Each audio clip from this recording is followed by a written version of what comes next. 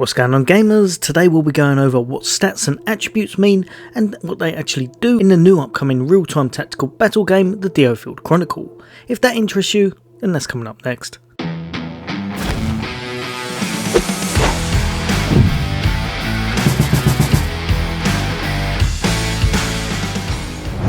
So the Diofield Chronicle is great for people that love tactical battle games, but not all of the stats are quite as obvious as in some other games, so I'll be going over everything you need to know in order to get the most out of it. Now firstly, you'll have three main bars or gauges to keep track of. The first is pretty self-explanatory as it's your health bar. You're going to want to keep this as high as possible, as once it hits 0 that character will be KO'd. However, it doesn't mean that you're out for the count completely, instead you can be revived by another member of your team. If, however, all your team gets taken out, then the battle is completely lost.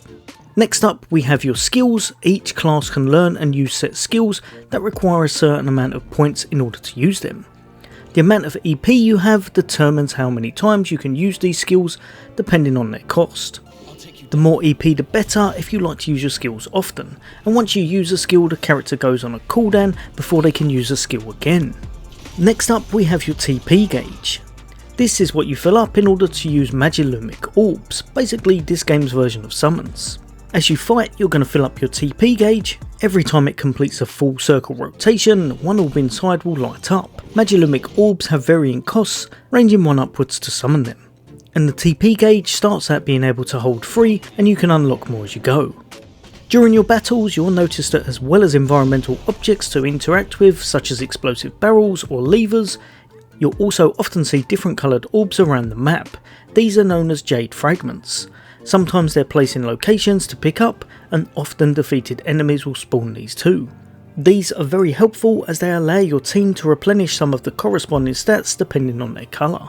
The green ones are going to replenish your health, purple is going to be some of your EP for your skills, and lastly blue is going to correspond to your TP gauge, allowing you to use those Magilumic orbs or your summons. Right, so now you know all about HP, EP and TP, but if we jump over to our character, you'll see they have 5 attributes. HP, which we know is our health, attack affects our amount of damage dealt, defense affects your damage received, so high defense is pretty much a must for your tanky units. And now jumping over to the most interesting two is going to be technique and luck. Technique, I would personally say, is one of the most important to try and raise when possible, as not only does it affect your skill damage, but also your critical hit rate, so perfect for any of your hard hitting units. And then lastly, there's going to be luck, whereas in most games this affects things like your drop rate, here it's going to affect your damage dealt and your critical hit rate. So having high attack, high technique and luck can lead to some truly devastating units. Now 2 other quick tips of note are ambush attacks. These are basically attacks from behind your enemy. They deal considerable damage, and whenever you're able to flank your foes, you should do, as ambush damage is one of the best ways to do a lot of damage very easy, and they can dwindle any foe's health fast. And also when you look at your skills, the power they have, such as this one right here for assassinate, shows how strong they are. The higher the power, resulting in higher damage skills. Multi-hit skills may, from what I can gather, sometimes do a little bit extra depending on how they're used. For example, if you're managing to get those ambush attacks in, making some, such as assassinate, very powerful all the way through the game. So now you're completely up to date with attributes, we're going to be jumping into the status effects to see exactly what they do. So up first we have poison. This decreases the enemy's health whenever they attack or use a skill. Burn, you're going to want to think of this as tick damage, it's gradually going to reduce the target's health.